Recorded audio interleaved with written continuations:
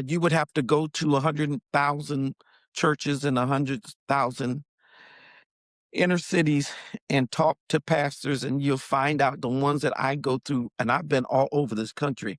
I'm being completely honest. Mhm. Half of them, if you talk to them candidly, they'll tell you, I have no idea what I'm doing. And they will tell you, I have no idea.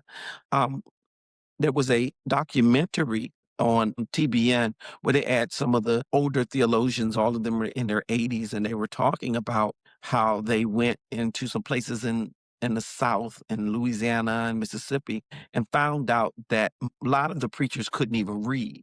But what they did is they said everything that the past pastor said, and the same way he said it. And then you'll find out it was 4 generations of pastors that didn't know the first or the last thing about God, Jesus, the basic tenets of the faith. They couldn't tell you, but they preached the same message that they heard when they were a kid, and they just regurgitated it over and over again. So the ignorance is vast. Then you have an organization that you have to be the head of, not only spiritual things that you have to do, but to be a head of the organization.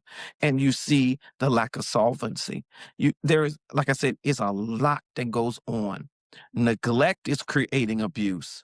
Okay. It's not just purpose or, you know, it is neglect. I don't know what to do.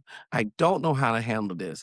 I don't know how to have more than some people have a thing. You have pastors that have a ceiling that once they get past 200 people, they lose their mind.